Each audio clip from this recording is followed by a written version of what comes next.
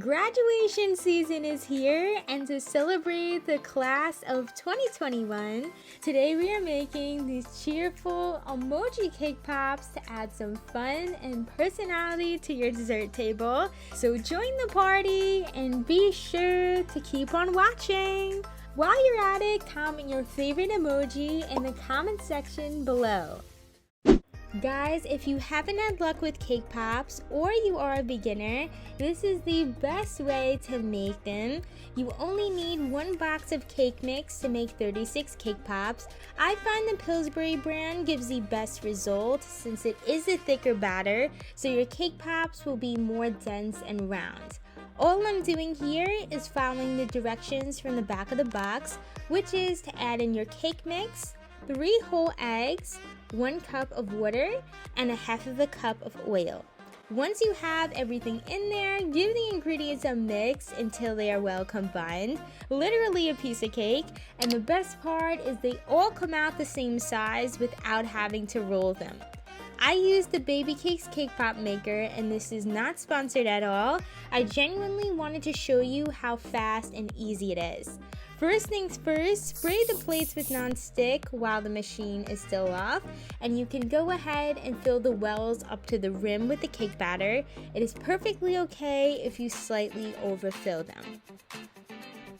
Next, I'm going to close the machine and plug it in to turn it on. Just like that, you'll see the red light, and I'm waiting for 4 minutes. That's all it takes to make a batch of 12 perfect cake pops. Now they are done and I'm removing them from the machine. Don't worry about those scraps, give them a chance to cool, and you could trim them right off with kitchen shears. This method is so much faster and tastes even better than traditional cake pops. Usually you smush up the cake to form it into a dough. It kind of tastes like Play-Doh, so it doesn't have that delicious fluffy texture like we have here. And you can use the extra batter to make 2 more batches.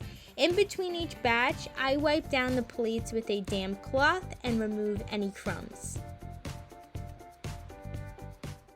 For the next step, I'm inserting the lollipop sticks and using yellow melted chocolate to secure them. That way the cake doesn't fall off of the stick. You want to dip the end into the chocolate and shake off the excess, then poke into the center of the cake pop.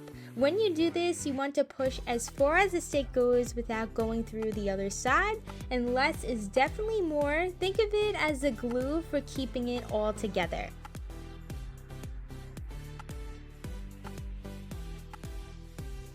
It is important to let the pops set for at least 20 minutes before we dip them, and to get a smooth dip, it is key to put the chocolate into a mug and shake it out so there's no lines or lumps, and simply swirl the pop around. Once it is completely coated, a lot of extra chocolate will be on there, so gently tap that extra off.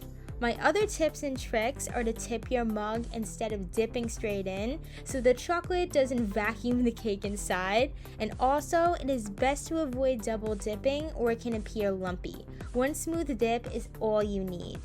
I hope these tips are helpful for you, since dipping is usually the part that is troubleshooted most. Now that the cake pops are dipped in the yellow, let's make the cute little graduation cap for the top. I'm taking a dark chocolate as the base and adding an oil-based black food coloring. Oil-based is safe for chocolate and is more smooth than a powdered coloring. A lot is needed to achieve the black, so I keep adding and mixing until I get this result. Make sure the yellow is completely set before doing this. I dip about 1/4 of the pop in. It's going to look like a little beanie hat, and you are definitely going to love how easy the oil coloring is to work with and how it leaves a smooth, clean surface on top.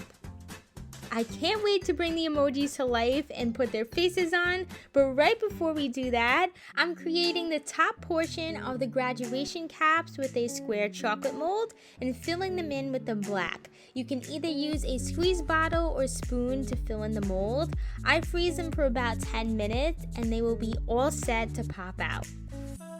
The best part is our emoji faces. Most of them are made with fondant and stuck on with melted chocolate. For the heart eyes one, I cut red fondant with a heart plunger cutter and attach them in place with a dot of the chocolate. My trick for the mouth shape is to cut the fondant with a small circle cutter and slice it in half. This design is so cute. Next, for the sunglasses emoji, I cut black fondant with the bow tie cookie cutter and sliced it in half to make the sunglasses, and drew on his smile with an edible marker. Now he's all ready to graduate. For this little guy, I made his eye with a small and big metal piping tip to cut the shapes out of black and white fondant, then drew on his wink with an edible marker, and for his tongue, I used pink fondant. This emoji has to be my favorite. I cut gold fondant with mini star cookie cutters and joined the brown piece for the mouth with a thin strip of white fondant for the teeth. We can't make emojis without this one.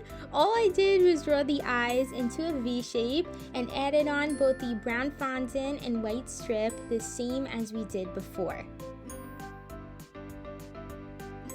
Last, for the tears, this sparkle gel was super easy to apply. I like to call him the class clown. I drew 2 dots for his eyes and stuck on his mouth with pink fondant for the tongue. All our emojis are missing are their graduation caps. I popped the square chocolate pieces out of the mold and placed them directly on top. I know it looks like it won't stay, but the chocolate anchors it perfectly in place if you hold it down for a few seconds. To give the tassels a fashionable look, I cut airhead extremes and made some slits on the bottom. I like the look of the blue and yellow stripes. I hope you enjoyed watching how I make these emoji cake pops. If you did, be sure to subscribe, and I wish all graduates this year congratulations. It's Christina here. Thank you so much for watching. I'll see you in the next video.